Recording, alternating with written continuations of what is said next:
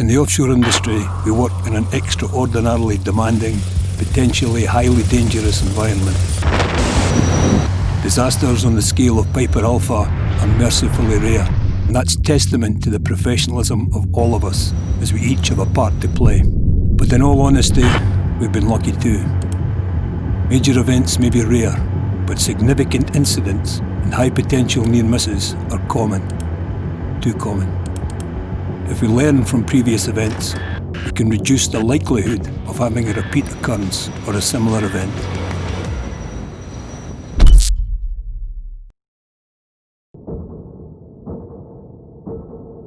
The offshore industry depends on support vessels for supplies and services, but where ships operate close to offshore installations, there's a risk of collision.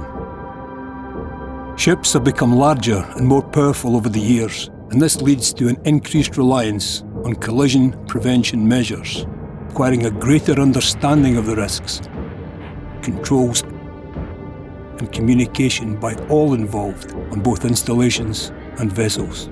We can reduce that vulnerability by observing recognised techniques, industry best practice, and key safety control measures. Here's an example of a routine marine operation that takes place on any offshore asset. Control measures to prevent the incident were available but were not fully utilised. This resulted in an installation being evacuated and production halted for several weeks. A supply boat that was unfamiliar with this installation was scheduled to undertake marine operations. As the vessel approached the 500-metre zone, the vessel bridge informed the control room operator, the CRO, that pre-entry checks had been completed and the CRO granted permission to enter. The CRO was preoccupied with another work scope and did not monitor the vessel's approach nor relay information that the vessel was approaching. On entering the 500-metre zone, the vessel approached the platform directly and at excessive speed. It didn't stop at approximately 200 metres off the platform to complete its setup and assess how the vessel was holding position with the weather and tide conditions. No one on the vessel or installation raised concerns about the speed and approach angle of the vessel. During the final setup alongside, the ship's master lost control due to errors in the setting up of the propulsion system. The vessel impacted with an exposed riser, damaging the vessel, platform leg and riser. There was no immediate hydrocarbon release. However, the installation GPA, the General Platform Alarm, was activated and all personnel mustered. The platform was shut down and blown down. Non-essential staff were evacuated until the damage was assessed. It was several weeks before the installation returned to normal operations. Now let's see the incident again, with the safety controls in place and observed. The offshore installation manager, the OIM, or a delegate, is ultimately responsible for all marine operations within the 500-metre zone and appointing a marine responsible person. This person ensures marine operations are conducted in accordance with industry and company guidelines. Prior to entering the 500-metre zone, the ship's master, the CRO, and the marine responsible person carried out defined pre-entry checks and discussed operational requirements and installation-specific risks as detailed on the data card. The CRO then granted the ship permission to enter the 500-metre zone and proceed to the set-up position at approximately 200 metres. The CRO advised the marine responsible person that the ship was approaching, and the PA announcement was made that the supply vessel was coming alongside.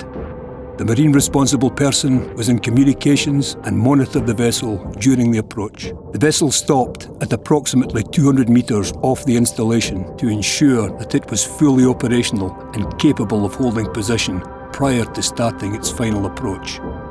It was during these final checks an issue with the propulsion system was identified.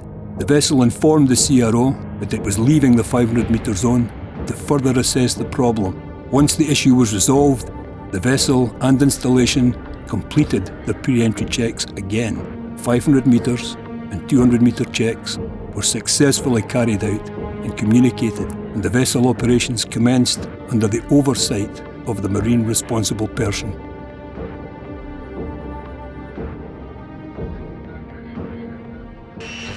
Nearly all incidents are caused by failures in one or more of the following areas: complacency, control of work, culture, competency, change management, communication, and commitment.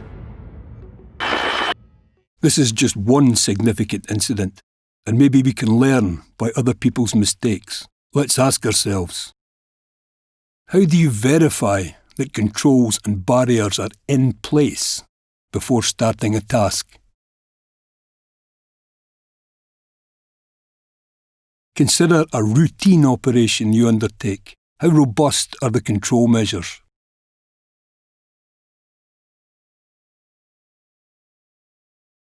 How comfortable do you feel asking for help if you have a heavy workload?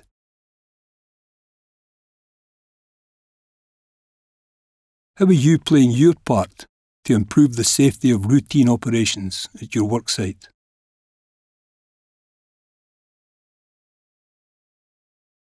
Play your part.